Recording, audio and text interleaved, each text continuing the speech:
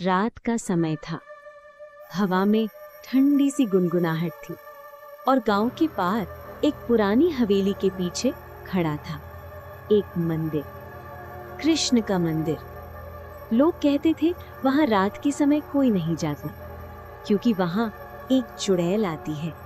उस गांव के लोग अजीब थे, चुपचाप रहते और शाम ढलते ही अपने घरों के दरवाजे बंद कर लेते। और वहां एक नई मेहमान आई थी, मीरा। मीरा एक जर्नलिस्ट थी।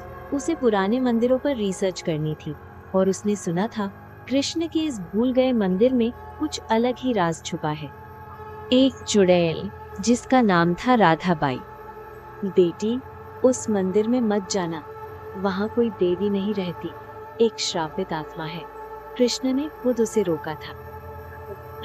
अंकल, मुझे भूत प्रेत पर विश्वास नहीं है, मैं सिर्फ सच ढूंढने आई हूँ।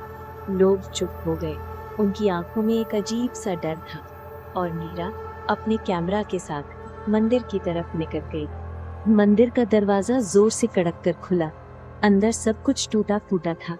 मूर्तियों पर धूल और हवा में एक अजीब सी ठंड। कौन है वहां? बस हवा है शायद, लेकिन हवा में भी कुछ अजीब था। किसी ने जैसे उसके कान के पास धीरे से कहा, राधे राधे। हजारों साल पहले इसी मंदिर में एक नर्तकी रहती थी, राधाबाई। उसका नृत्य जैसे भक्ति और प्रेम का संगम था।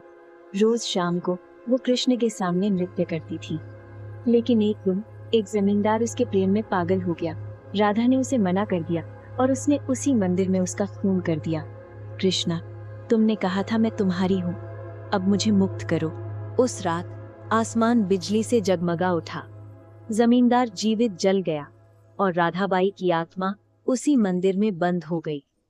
लोग कहते हैं कृष्ण ने खुद उसे रोक दिया, क्योंकि प्रेम के साथ उसके अंदर बदला भी था। मीरा ने महसूस किया जैसे कोई उसके पीछे खड़ा है। उसने धीरे से मुड़कर देखा, एक सफेद साया, लंबी काले बाल, पीछे को मुड़े हुए पैर। तुमने कृष्णा को देखा है?